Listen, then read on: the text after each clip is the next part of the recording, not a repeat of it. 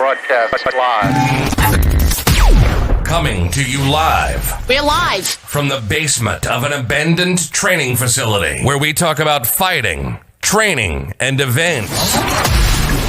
It's the Fight Mixer Show on the Three Beards Podcast, where you can hear about all the local and world combat sports happenings. Get ready. It's time to gear up and square up because we're going live. And now, Broadcasting live. We will broadcast live with Craig, Chris, Austin, and Matt on the Fight Mixer Show.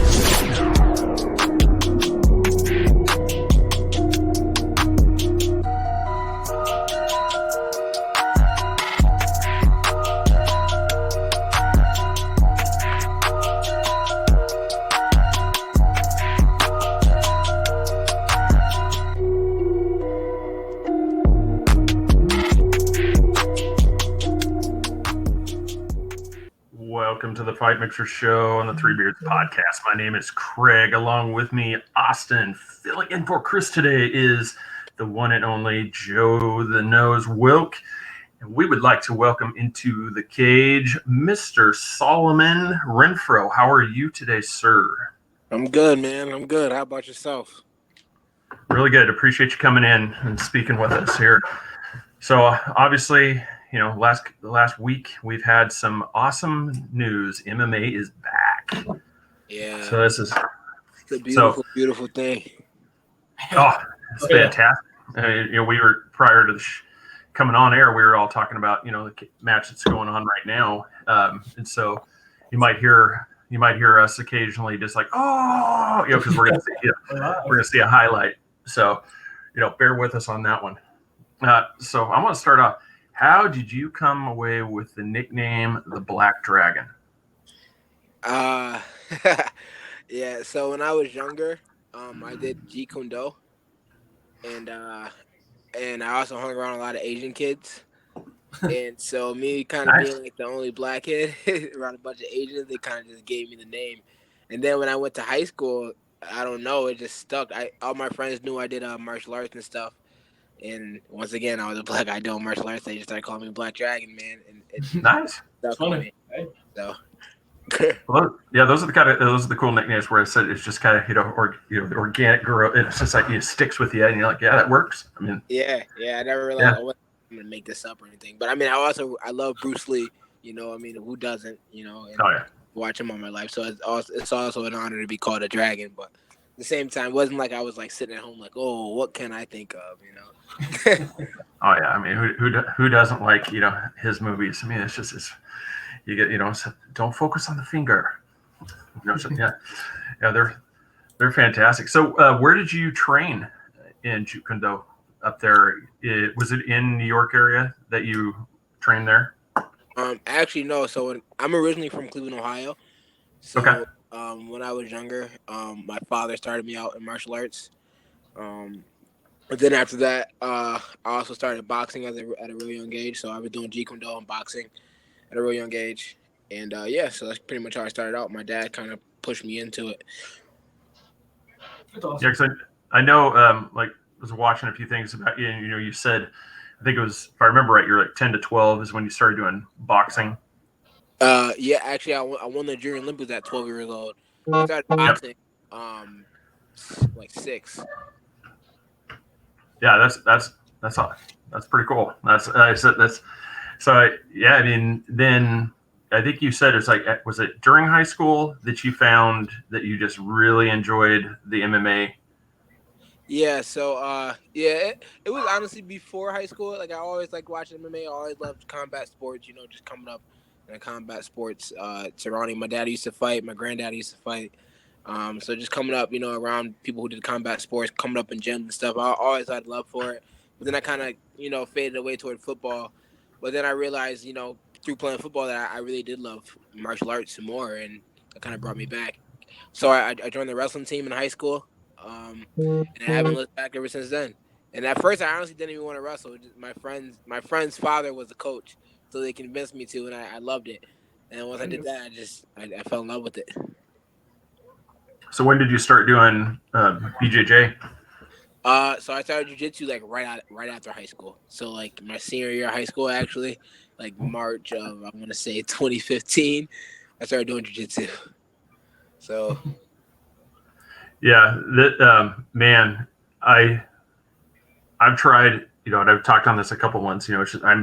I barely earned my white belt in jujitsu. I mean, I put the gi on, wrapped the belt, and I went in there, and it's one of those. I love it. I'm trying to find a place. Austin may have found a gym for us up here in the Winter Garden area here in Florida. That I'm nervous about that, yeah, because I told them that I'm fresh, never wrestled, never did jujitsu. They're like, yes, come in. I'm like, I don't know, is that a good thing or a bad thing? Like, we want you. it's definitely a good thing, man. You should embrace it. I mean, you're gonna lose at first, but that's part of it. My first day, man, I was a state level wrestler, and I got tapped out by a school teacher my first day on the jiu-jitsu mat. So, Yeah. like, don't be ashamed. Everyone gets tapped out. It happens I seen like the smallest guys tap out some huge, gigantic football players, bodybuilders. So, there's no shame in it, man. All it is just tap, you get better. That's it. It's better than exactly. sometimes it's even better than going there and actually sparring like on the feet, because at least in jiu-jitsu, if you get hurt, or you lose, you kind of just tap out. On the feet, you're getting hit with big shots. Like, it's tougher to recover from that. Yeah. Yeah. So honestly, I think it's the safest form of sparring there is. If you want to go live and not really get too hurt, jiu-jitsu is definitely the way to go. Even in wrestling, because you got to so much more explosive. You can get hurt a lot more than just basic jiu-jitsu, or even judo, because you're slamming people so much. Jiu-jitsu is such a smooth art, man. Yeah, that's awesome. Yeah, did you watch any of the UFC 249? Yeah, I did. I watched the whole thing, actually. The one, I think, and I was going to ask Joe about this one too, see what you guys thought. The one that surprised me probably the most was the Charles Rosa Mitchell fight, because of how good he is on the mat, and for him to get dominated that much to where, I mean, he could never get, out from under Mitchell. I mean, he had him. I mean, it's like he was at will. He would always just counter every time Charles Rosa tried to do something. Yeah, man, he was 2 steps ahead of him. 2 steps ahead of him down there, and just so relentless on top. Also, just constantly trying stuff. I haven't seen anyone attempt that many submissions in one round, and I don't know. I don't think ever. Like, he attempted so many submissions in the first 2 rounds. I was like, holy shit. Yeah. I mean, yeah, he was great. It was phenomenal. It was good to see on the ground. I mean, he can't really fuck with me. I'm not gonna lie to you guys, but it's cool. Hey, that's what we like. It's like I said, we encourage call outs on this program. Oh, yeah. We encourage it. Oh, yeah, I'm calling out everybody. I call it everybody. Yeah. Everybody in the UFC at 55 or 70, whatever I choose to fight at. Nice. Or, yes, as a matter of fact, definitely. whoever has the belt when I get there, that's who I want. That's about it. There you go. Yeah, so it was, kind of like that one. It's just, I was going to ask you as a follow up is, so what do you prefer? I mean, when you're toe to toe, you've done some strikes. I mean, do you look to get somebody on the mat, or do you prefer to keep it, upright? Honestly, man, it just however the fight feels, man. It's like I said, back to Bruce Lee. Be like water. I just adjust to. If the guy comes out there and I feel like his best chance to beat me is probably on the feet, then I would likely take him down. If it's the opposite way, then I'll likely stand up. But sometimes it just shit doesn't work. Sometimes you zig when you should have zagged, and you realize, okay, well, not necessarily a game plan. Because I can't say I really go in there with a game plan, but I go in there with certain things in mind, and I just adjust from there. But whatever I kind of feel in there, I just make the adjustment and go from there. So when I train every aspect of fighting all the time. Boxing, kickboxing, jiu-jitsu, wrestling, even a little bit of still basic kung fu and some basic karate stuff. Just keep the kick sharp. Doing tons and tons of conditioning, running stairs, riding that Airdyne bike all the time. I shout out to Counter-Strike MMA. They've been sending me conditioning workouts the whole time with this coronavirus pandemic. So I'm honestly in tip-top shape, man. I'm ready to fight within like 2 weeks. I'm just ready. I'm just looking for a date. Has Cage Fury said anything about like what they've got something lined up soon, or are they still kind of in a hold pattern? I know. I honestly, I know a lot of places are like looking at June. or July, but no one's made anything official. Um, so yeah, as far as I know, I'm thinking July with Cage Fury. If not, then I'll try to make my jump to the big leagues. You know, try to hop on that Contender Series or hop in Bellator. Start making some real money. Nice. But You know, either way, I want that belt ASAP. So I mean, I know I got a lot of work to do and a lot of training to pick up on, but I'm definitely I'm ready for the big league, ready to make that jump and just put in work 24/7 and go make all my dreams and dreams become reality. Pretty much, that's Yeah. it. That's all I'm that's focused on. cool. You're young too, man. How old are you again? Like 20?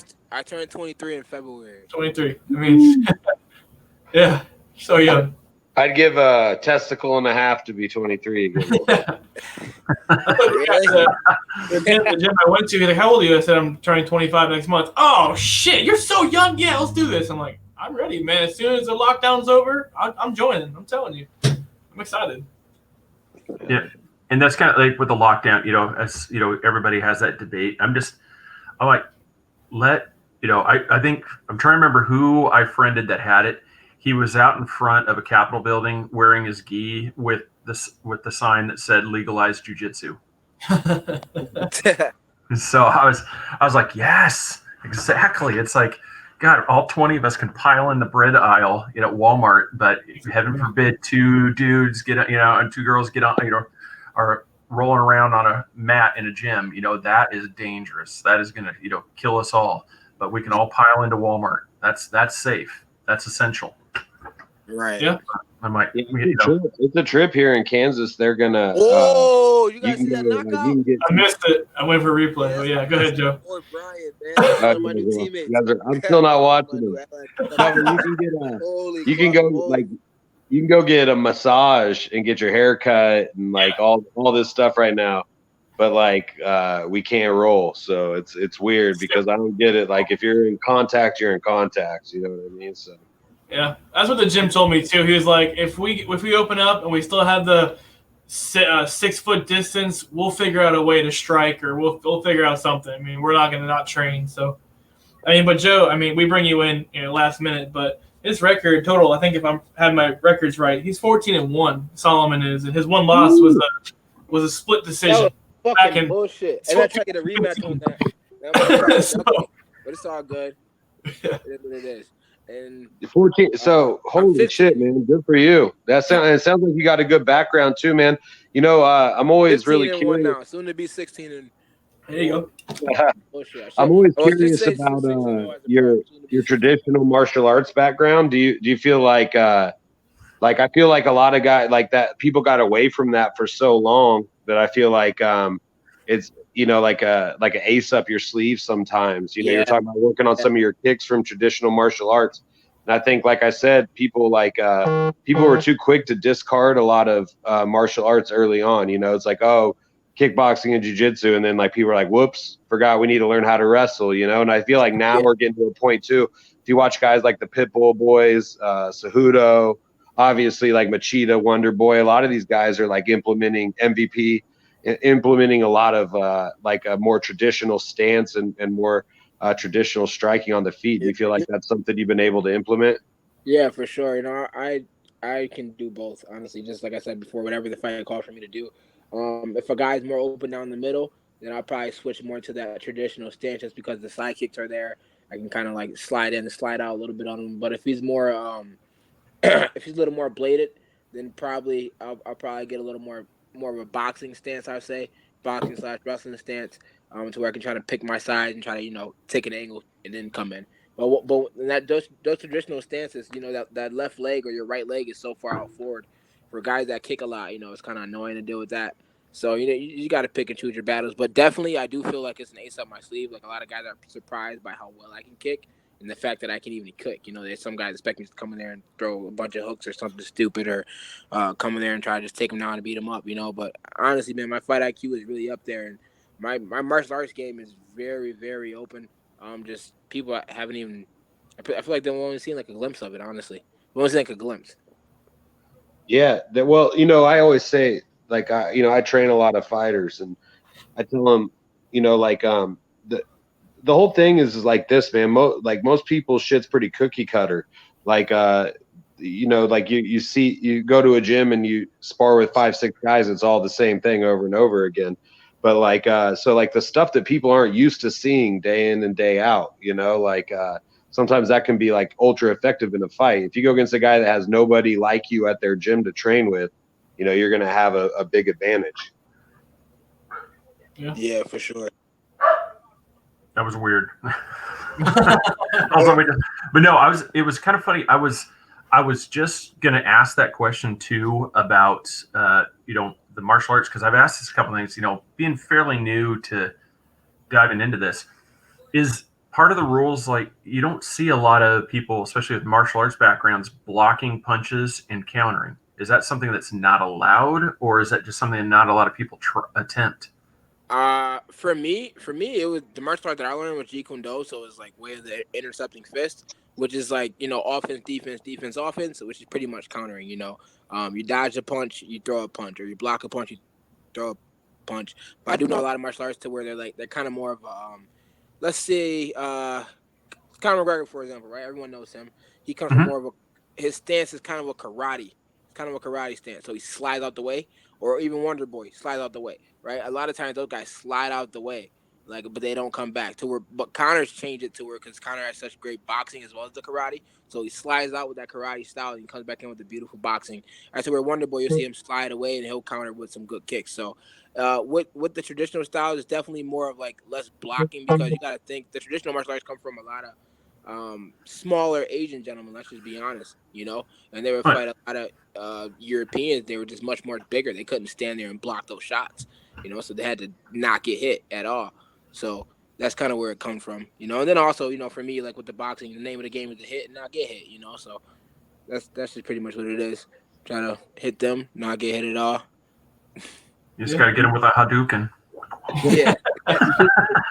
Just to elaborate on that more too, like I think a big thing that changes is with like the size of the gloves, right? Because like like blocking, there's like different ways to defend, like evasion basically, and then blocking. And like with those little ass gloves and how much damage can get caused on one shot, man, evasion for me is always the better option. You block kind of when you have to, but you don't see that a lot just because it's dangerous and it's not as effective. And also, like blocking actually makes it harder to counter, right? Like if you learn to the term like slip and rip, you learn to like move and fire back, like use your defense as your offense. It tends to be easier, at least from my perspective, when you're evading than when you're taking impact and it's affecting the rhythm of your striking. You got to brace for impact and then fire, as opposed to moving and then firing. And it's just, for me, it's always prevention and not defense, so if you can be evasive and not be there, then it's a better option than just trying to like block a baseball bat upside your head with your arms, Exactly. And also, you block a shot and it still hurts when you block. It's not like it doesn't hurt. Even, a kick, say, for example, you instead of slide on the way of a kick, say you check it. You can still hurt your shit when you check that kick, So it's just better just to be out the way if you can. Obviously, sometimes you're just stuck there, or the guy was just a little quick on you. But definitely the best option, in my opinion, is not get touched at all, and then come back and make them pay for trying to touch it. Yeah.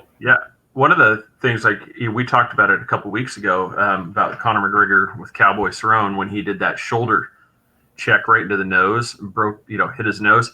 I was expecting to see that more. I haven't seen anybody do that. Yeah. I think what it is about Conor though. I think a lot of guys in UFC or even Bellator are like on such this thing where like, oh, I don't want to be like Conor. I want to take my own route. No one wants to say like, not that it's even like being like Conor. I should say it's just like trying to take his moves or take anything that he does. As soon as someone does it, like for example, a lot of guys starting to talk more in the UFC, people say, oh, they're fake or they're wannabes, But I think you just do whatever best is to win. If I saw the guy fucking knock me out with a shoulder move, I'm gonna try that shit next time I go out there. If opportunity presents itself, I'm definitely gonna try it. It's not about being like someone, man. It's just the best way to win, and it was fucking effective. So do it, But I think that's exactly it, and that's what I was talking about. It's like, why? I mean, when you're in a grapple like that, we just saw it in 249. How many guys were up against the cage in that lock position, and you didn't see one person come in and try to do that with a shoulder. And I was like, why not? I mean, I hadn't even thought of when I was watching that. Is it when Connor did it? I'm like going, why doesn't more people do that move? That seems like that would be super effective, especially in those tight grapple positions. Yeah, I mean, John Jones used to do it all the time against the cage. If you ever watch some of his older fights, like even when he fought Glover, for example, John Jones is great at like throwing that shoulder up on people. But yeah, Connor took it to the next level. I've never seen John do it to that effect. But John hurt his eyes with that shoulder though. It was funny that like everyone thought that was like something new, but like you can go watch Randy Couture used to use that all the time, and I kind of have like a different perspective from like from the fight mentality of it. Is that I think that a lot of people don't understand like with shoulder strikes, with elbows is another really good example. It's stuff that it's harder to train, because we can't just do that to each other in the gym. Like what you maybe haven't thought about, right, is that the shoulder doesn't have any padding. So if you just go bone on eyebrow to your training partner during training, he's getting stitches and he can't train with you tomorrow. So I think that like probably some of the reason you don't see it all that often is it's the same reason you don't see. Like, I mean, obviously we saw a really clean elbow this weekend, but it's just harder to train because there's elbow pads, but they're not that effective, and there's no shoulder pad, right? So you're thinking about like the idea of your day in, day out training. You can't just be smoking people with your shoulder bone in their face in the gym all the time. So I think that's probably like some of the reason. Safety is probably some of the reason you don't see it. Yeah. Yeah, no, I definitely agree with that. Yeah, for sure. There's no pattern. I'm not gonna lie, I've been doing it, but I just try to say like, as much as you guys can, if you're gonna be doing hard rounds, try to wear headgear. Oh yeah. Like, try to wear headgear. Now, last Saturday, Nico Price fight. Ooh. That Nico, have you ever done that to somebody's face? Huh. Not yet. Oh my God. Not when they knew it was coming. That was pretty bad, but never that. Not yet. I mean, I don't know how he saw to congratulate his opponent. He still wanted to fight more. Both eyes were just completely swollen. I'm just like, how are you even seeing? I'm like, oh my God. Yeah. That was brutal. Someone asked below to all of us, do you think Mike Tyson will get back to the ring, especially fighting bare knuckle? I mean, if he does, I wouldn't want to fight him. I mean, that's my weight class, heavyweight. So what do y'all think? I definitely don't want to fight him either. Yeah. I mean, he's over 50, but he's still – that video showed him he has his punches still. So you look good, man. I'll fight him. Yeah, you fight everybody. Bro, you know what they pay? You know what they pay you to fight Tyson? You guys would all fight Tyson if they called you. How about your hospital bills when you're done with him, though? Dude, I've been to the hospital. He's probably right, though. He's probably right, though. Yeah. Hey, I've been to the hospital before, man. I'll lick my wounds all the way to fucking Barbados or some shit. Yeah, I'm not gonna lie. Somebody's gonna get straight murdered. Yeah, it's crazy. They offered him. I saw that Feldman, like BKFC, offered him $20 million. But I honestly, that seems like a lot. But I don't think that's a lot for Tyson. I think he can make a lot more than that in the boxing game. Jeez. God. Yeah, he'll probably make probably north of 40 at least, I would say.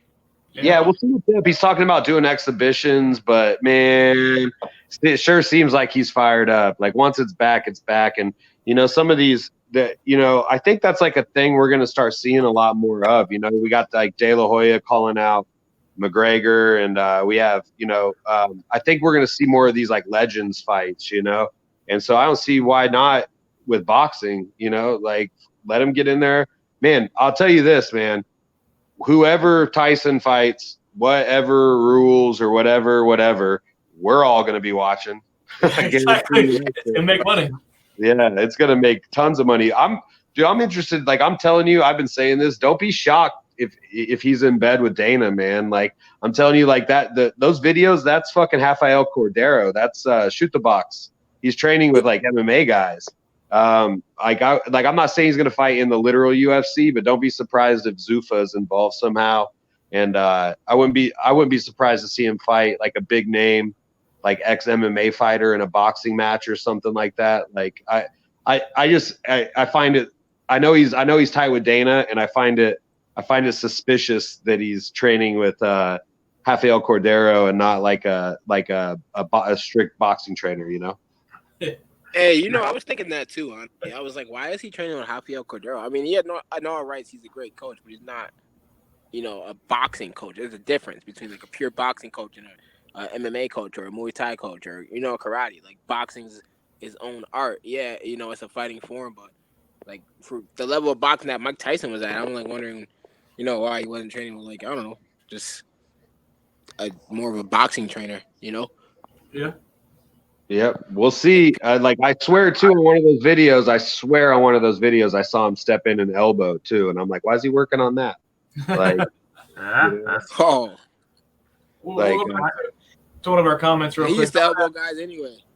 he had no shit, right? Headbutts and elbows, baby. Let's go. Holyfield style. Someone asked, you're so young, 5 years from now, do you see yourself in the UFC, Bellator? Yeah, I see myself in the UFC at Bellator by the end of this year, man. Fuck, I saw myself in there last year. But no, honestly, a real assessment, I definitely do see myself in there no later than this time next year. Is that you, or is like, the manager saying, hey, I'm going to do my job to get you in, or is that more of you trying to contact people with a UFC and Bellator and stuff like that? That's both. That's both. I actually just signed with a new management company, Sucker Punch. Okay. Brian Butler? Yeah, Brian Butler. Man, you're set, bro. That dude, that's the real deal. That dude's the real deal. Yeah, they pretty much, they all kind of agree with me and saying that I'm the real deal. They've seen me fight a few times and seen me train. So, we're working on getting it done ASAP as soon as possible. Hopefully this summer, but like I said, worst come to worst, I'm really thinking like at the least by next year. But I'm hoping for this summer, UFC or Bellator. Or, play it by ear. Whatever it is, whoever steps in there, they're gonna get their ass whooped, and I'm gonna perform. And that's that. Don't forget us when you go big, man. Don't forget, be like, oh, man, Fingers podcast. No, we gotta do it again, man. I'm gonna do every podcast that I ever did before I made it. It's just like come back and be like, I fucking told you guys. I will welcome that, sir. Like I said, we have like Joe here, with guest slots. If you don't mind, we'll add you to our green room thing. What we'll do is we'll just, call, every now and then we call out and say, hey, we need somebody. I mean, if you're up for it, I mean, we would love to have you on and, do again like a guest slot at some point too, if you're up for that. Hey man, I'd love that, honestly. I love it. It's more promotion for me, so more promotion for you guys. We're helping each other out. It's a win-win situation. Oh, hell yeah. Yeah, we're, this is fantastic. I mean, like when, Austin came out and says, yeah, I got it. I'm like, awesome. I mean, who doesn't want to say that you've had the Black Dragon on your program? Exactly. I mean, it's like, come on. Yeah. I mean, honestly, man, by that point, they'll be calling me the GOAT. I mean, you guys, a lot of people always thought I was joking with this. Before I even started doing MMA, like, I remember sitting at a table in high school with my friends. I was really into football. I had a lot of teammates that went D1, even a few guys in the NFL now. But I remember sitting down and telling them, guys, like, I'm done with football. I'm doing MMA, and they all, like, just started laughing at me. They all just bust out of laughing, and people in school were, like, making fun of me, and people were like, oh, you're going to get beat up, you're going to knock out. And then I skipped my prom and everything just to train for my first fight. And, yeah. Now, where are you and where are they? Just leave it at that. As simple as that, man. That's what you got to look at. Hey, man, I was having those conversations in 1999, brother. So, like, trust me, people looked at me a whole different kind of way. It wasn't even called MMA yet. So, like, people didn't know what the fuck I was talking about. Like, what in the fuck? Yeah. Let me ask you. I got a question for you, though, man. Are you married? Like, just be like, if you're being totally honest, are you married to the UFC idea? Or, like, because you've mentioned Bellator a couple times. No, I'm not married to. I'm honestly married to whoever's gonna put me in the best position to make history and make the most money at the same time. So if it has to be, but I feel like the UFC is probably right now, the way things look right now. Things might change in a year or two. You never know. But right now, they're obviously the MMA leader, and I feel like at the top end, they have the highest potential to make the most money. That's just how I feel, and with the numbers that I've seen and looked into. But Bellator, coming right in, I feel like you kind of get paid more, like when you're a new prospect coming in Bellator. But in the UFC, if you stay in there or you get to the top in the long run, you can make more money there in the long run. But in Bellator, you can make more of the quick money. But like I said, for me, it's like obviously money and being financially stable, be able to start a business and take care of myself to where I won't have to work for anyone else ever again.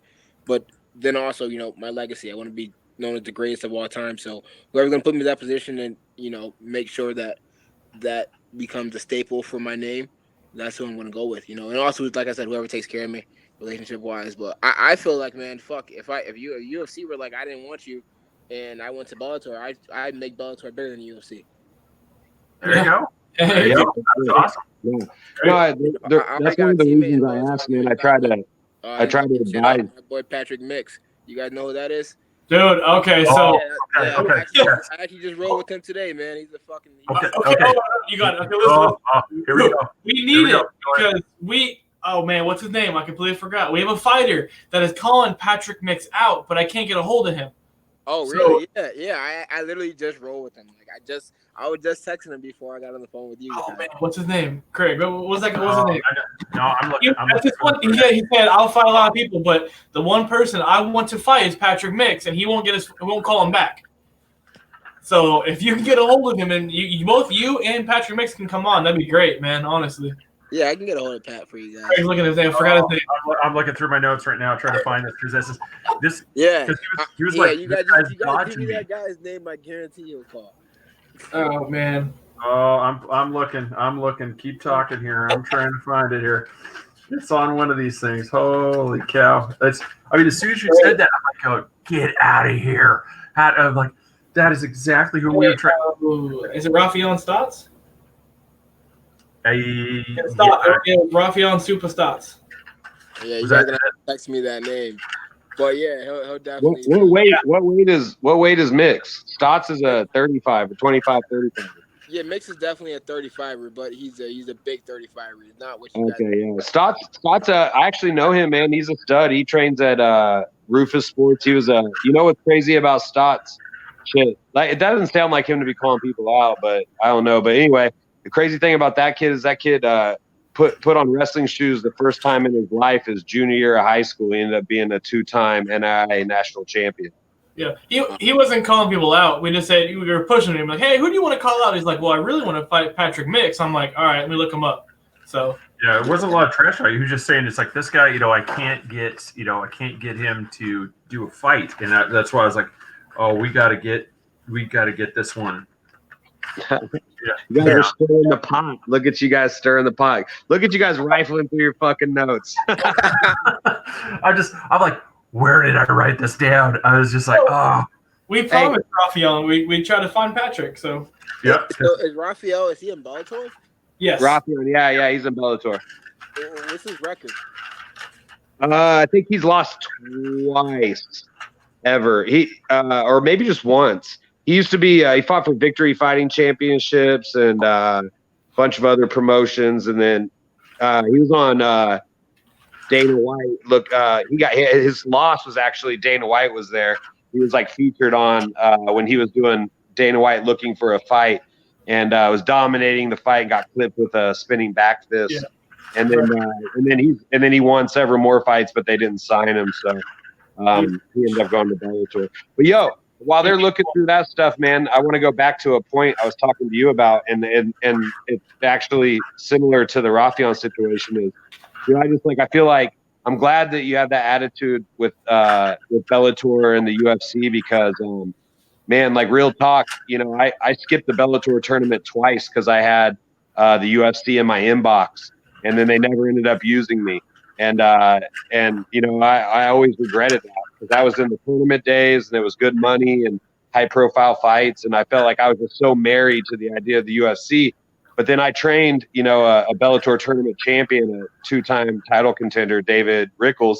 That motherfucker's bought houses and cars and shit, fucking from Bellator money. That's like real fight money. Like, not a lot of people make real fight money. So, I think a lot of people are so married to the UFC idea. Sometimes they get away from the idea of just setting themselves up, setting their future up. Yeah, and the biggest thing is especially for us fighters a lot of fighters we come from nothing, or if it isn't nothing, we come from having to grind our whole lives to get to this point. And the biggest thing is getting to that point of financial freedom. At some point or another, you're not just fighting just to be a fighter. Yeah, we love to fight. I love to fight. We all love to fight. But at the end of the day, you're fighting to get paid just like other people. Everyone else goes to work to get their worth. We should be getting our worth. And we're worth a lot more than the UFC is honestly paying most guys. So. Oh, for sure. I mean, they had the stats come out about the payday from this weekend where they're paying like around 10% of just the pay-per-view money. Like the 10% of that is the total payout for all the fighters.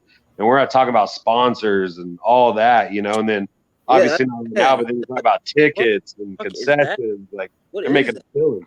Like, what is that? And in my honestly, man, I have speculation. Like in my mind, I wonder if the UFC contacted other promotions, like smaller ones, and be like, pay them at this pay scale, pay them at this pay scale. So that way, when they get to UFC, they're not used to, pretty much making 10 G's. Cause I feel like some of these smaller promotions, man, could pay guys 5-10 G's for a championship fight. They got the money to do it. I really do think that. I just think that they choose not to, Yeah, there's a real issue, man, with there's a culture that needs to be broken with mixed martial artists, and that's because they know we'll fight, bro. Like, let the truth be told. Like, that's why, like, you having Brian Butler in your corner, like having management is the best thing you could do. Because, like, the thing is with me is like I'm not equipped mentally to turn down fights. I need somebody to handle that for me because, like, you can call me with anything and I'm gonna fucking jump on it. I need somebody that's going to go, yo, that's not the right decision. We need to do this instead. And I'm like, come on, man. Like, $250. You know what I mean? So like, you got to take it out of your own hands. And I think you did a great thing there, man. Sucker Punch is well known. I know a lot of dudes that are managed by Brian Butler. I've kicked it with him a bunch of times. He knows what the fuck he's doing, man. So I think you're in really good hands. Yeah. He's got people, man. So yeah, like I said, I'm really hoping, soon. But, if not, it'll pop for me soon, man. I'm working my ass off every day. I haven't stopped working since I was honestly 6 years old. I've been working. And as of late, even with this virus thing, I mean, I've still been getting my roles in with my guys that are safe, not sick. And I know they're not sick just because we check each other's temperature and shit like that. Do the best we can, but we got to train at the end of the day, We got to get shit done at the end of the day. So I've still been doing my cardio. Like I said, Contract MMA has been hooking me up with that. Frank Benito sending me workouts on my phone like every single day. So it seems to be something crazy to kill myself. And then at night, I'm getting my cardio in also, either running stairs or riding that Aerodyne bike or, bag work, pad work, still getting my rolls in, still getting my sparring in. So like I said, I'm ready to scrap soon, man. Just nice. And I did find it. It is Rafion Stotts. I found it in my notes. So Rafion Stotts. So what we're going to do is we'll get that. I'll have Austin get that information over to you. And then if you can get Patrick Mix to come on the program, then like I said, we'll bring you on at the same time with him. And, we talk to this and we'll see if we can't, work something out, to where at least get Patrick and Rafion talking and see if we can't get something like this happening. Yeah. See, all right. That sounds great. My only advice is, guys, make sure you tell Pat that before. Like, I'm trying to. Oh, yeah. Yeah, there's no set. Start the show with the other guy on there, like trying to approach him because he'll get pissed off. Oh no! See what it would be is we would have you two on, and then at that point we'd be like, now Patrick, if you want, we can bring you on again and we can have you talking with, because like I said, I'm not going to do any Jerry Springer, hey, it's funny, we have a backstage. Yeah, we don't do that. Yeah, we're not. No setups here. So real quick, we got to wrap it up here because we got another guest coming on at 8:30. So I need you, sir, to plug, whatever you need. If you got a site, if you got your own gear, stage is yours, sir. Plug what you got going on. All right, yeah. Shout out to all my gyms. Shout out to all my family and friends. Shout out to WMMA, located in Buffalo, New York. Shout out to Strong Style MMA, located in Cleveland, Ohio, or Independence, Ohio. You guys might know Steve Milchick trains out of there. Shout out to Tiger Showman's MMA up in Elmwood Park, New Jersey. That's where I'll be training at starting next week again. I'll be back there. That's where I trained at mostly for my last fight also. So shout out to all those guys. Shout out to my girlfriend. She's great. Always being supportive. With cutting weight and training. And like I said, shout out to you guys for having me on. Promotion. Shout out to UFC also for starting to get us to have some fights again, something to watch, and you guys will see me soon, man. You guys will see me a lot of noise real soon. Oh, look forward to it, sir. Thank you again for coming on. Really appreciate it. You know, all the best to you in here. Keep in touch with us, please. Like I said, and we'll add you to that, and then at one of these upcoming shows, if we need a guest host, you know, like I said, if you want to come on, you are more than welcome, sir. Awesome, man. I appreciate it. All right. Well, best of luck to you, man. Thank you very much. You have a great night. Stay safe, guys. Have a great day. All right. You too. Good luck, brother. All right. Joe, thank you for coming on for this one. We'll see you on the next one. This episode of the podcast has been brought to you by Brat's Beard Care. Go to Kelly Brat and make fans. Oh, he's already got the shirt off. BratsBeardCare.com. Use promo code 3Beards. Get 20% off. Free shipping on your order. Amazing stuff. We got it. There's the camera. If you want, we've got beard soap, beard oil. Use it all the time. Amazing stuff. Scissors, everything. Yeah, I got the scissors he has, the beard comb. Fantastic. Nanny Cakes, Nancy Burke, 407-923-2898. See? Right there, Joe had it. Got him a sample. And so, as far as do you like the stuff? Yeah, man, for sure. The ladies like it. Yeah, there you go. All right. Key lime, baby. Key lime. Girls are suckers for key lime. Yeah, right there. Better put it on. Get the beard ready for you. Ready, Joe. All right. Check us out, 3beardspodcast.com. Go Instagram, Twitter, YouTube, obviously Facebook. You're here. Like, share it. We're on all podcast forms. Everybody, as I said, we want to help try to grow this so we can help boost the audience, get more people to see these fighters. So if everybody could take the time to please, it doesn't take any time at all to like and share. Yep, just like and share. Yeah, if you could do that on everything, YouTube, just do it. We can help these fighters get their name out there. The more exposure, our man here gets, the better chance, Solomon's going to catch the eye of somebody that's, that's watching this. So we appreciate that. So everybody, stay tuned. We'll be back here in a few minutes with our next show. So, all right, everybody, thanks again for watching. See ya.